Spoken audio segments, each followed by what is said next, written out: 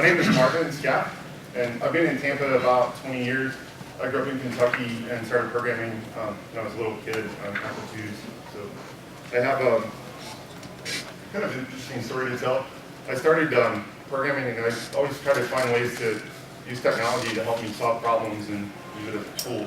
And I was hanging out at the stereo store that started selling Apple computers, and got kind of tagged working in the service department and doing car stereo installations and stuff to kind of fund my hobby.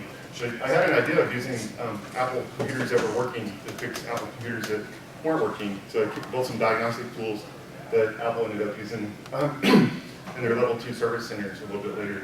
But what I wanted to focus on right now is really just leveraging experience and mentorship to help you kind of de-risk your startup. So if you're going to build a company, it's good to learn from people that have been successful. It's good to learn from people that haven't been successful. So there's a lot that you can take away from experiences that you get working with mentors. So these are some of the companies that I worked with. Some did great, some hit the wall. So I have a lot, I think, to share as far as lessons. I was fortunate to work on a project for Regis McKenna, and Regis is somebody that you probably never heard of, but he worked with Apple in the early days when Steve Jobs was starting it, helped them figure out their positioning, and I built some software around his methodologies. And then I also got to work with Gary Hamel, who did Competing for the Future, which is a book about the idea of core competencies and what core competencies are, and they do a lot of strategy innovation kind of stuff. And then I also got to work with Dr. Gale. He did Defense Principle and Managing Customer Value. So I call it, like, during the CD-ROM days, it was like ego-ROMs or like just everywhere. And somebody wrote a book and they want to build software around it, and that's the kind of stuff that I've got to work on over the years. But I learned so much working with these guys on these projects.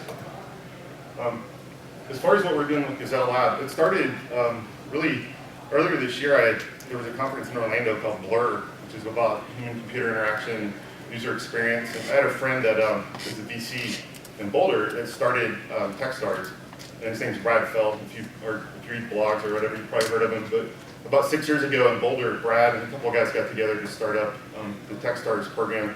And the whole value of Techstars is really mentorship. And Brad's probably invested in, 400 to 500 companies, started a bunch of companies. And if you look at the lessons that they've learned and trying to give back to the community, it's really amazing what's happened out there.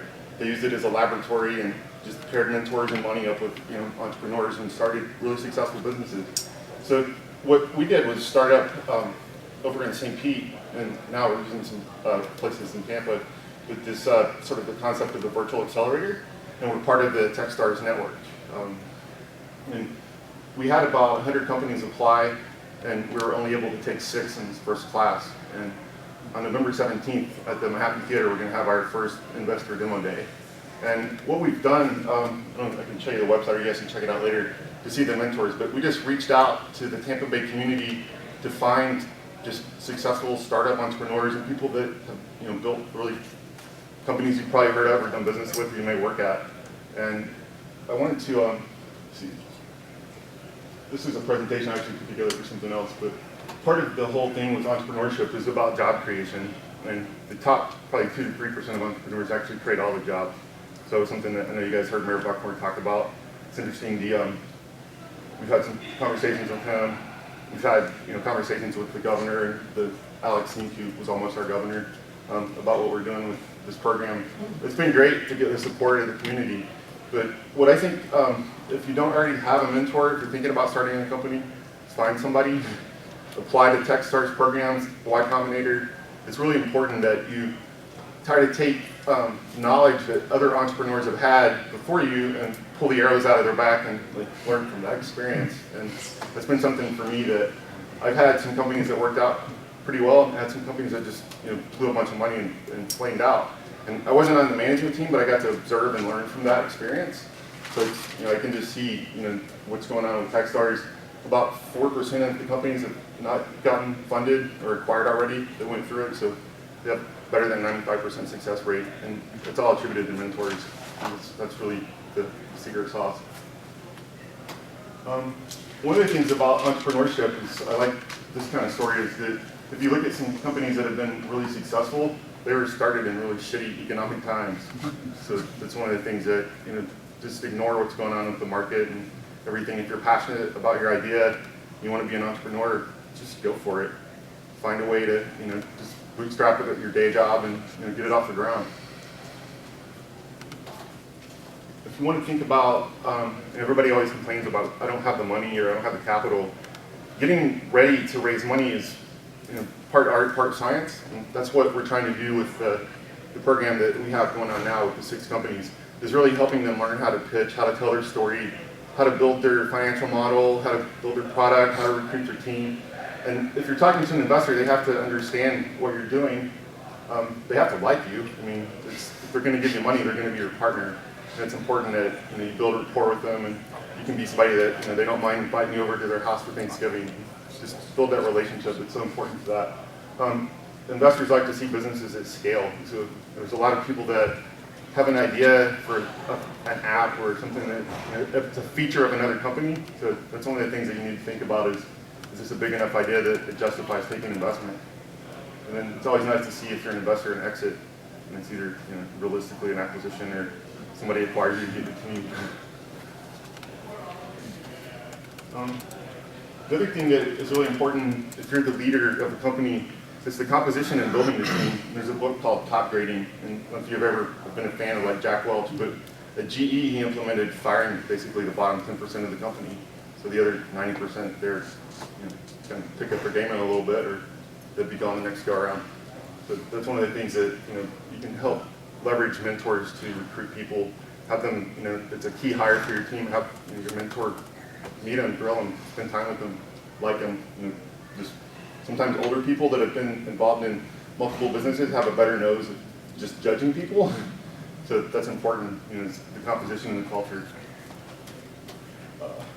This is something that I just looked it off the web, but there's an article that I think it was 2000 actually. Brad wrote this about the importance of peers, and if you're a startup entrepreneur, it can be lonely. So there's groups around town. There's like Vistage is one of them, YPO. It's really about finding another leader of a startup or another company that you can share, your pain and misery and the roller coaster ride with. If you haven't seen this book, I highly recommend it. It's one that Brad and David Cohen put out. But it's about all the lessons that they learned from like the first 4 years of doing this. And there's a lot of little, like 1 and 2 pages, just anecdotes from mentors that were involved with Techstars and what their kind of rationale for doing it and what value they're trying to provide by it. This was, I was out in Boulder in August. There's no day out there, so there's some things I lifted from their space. One of the things with the raising money psychology, it's about acceleration and velocity and momentum. So you want to show progress when you get in front of investors to be able to tell them the story. Like, look, I've been couch surfing with friends and eating ramen noodles and haven't had any money. Look how much money or how much progress we made. Just imagine how much progress if we can put our day job and focus on this full time. So that's one of the things that you can take away from that. One of the things that I'm always kind of a dick about with mentors is don't waste their time. Like, be really judicious with your mentor. They're giving you something that you can't really put a price on. It's their time, and they could be spending that time playing with their kids, or looking at another startup. So just be really respectful of that, and make sure that if you have a conversation with a mentor, that you document what they tell you to do. You follow up with them by email or writing. You say, "I appreciate your time. Here's the things I took away. Here's what I did with it. When can we get back together?" If you don't already have the next interaction planned. So I got to work with Dan Doyle, who, I don't know if you guys ever heard of Danka. He kind of consolidated the copier industry, and he's been a mentor for me. That I just like his expression about money and startups is, be careful what you spend the money on because you only get to do it once. So our demo day is November 17th at the Happy Theater. If you go to gazellelab.com, you can get information about it, and we're trying to involve the community and get as many people down there. In the morning, the 6 companies that we have, actually Source Code, who's a sponsor, is involved with one of our startups, Table Root. They're going to be pitching. And we have the 6 companies in the morning, and we're having lunch. In the afternoon, we have student teams. So we've invited all the entrepreneurship programs around this area to have their students come and pitch. We got Kevin Harrington, who's on the TV show The Shark Tank. is going to be one of our judges. Jerry Hogan, who's been a really successful entrepreneur, who used to be the CEO of Home Shopping Network. And then Tom Wallace, who's involved with our program and a big supporter of the Tampa Bay Technology Forum and entrepreneurship. So I always like quotes, and this is my favorite, so just be bold. You guys have any questions? That was good, Martin. Thanks.